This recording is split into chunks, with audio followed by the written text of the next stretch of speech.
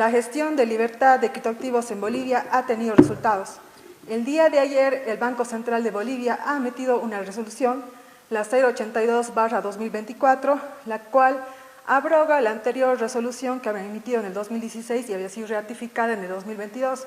Con esto, a partir de ahora, los bolivianos vamos a poder hacer compra y venta de criptoactivos a través de la banca. Esto es importante porque, como muy bien sabemos, en Bolivia pues, existe a la fecha escasez de dólar, ha incrementado el precio del dólar y muchos importadores, empresas, startups y personas individuales están requiriendo hacer negocios con el exterior.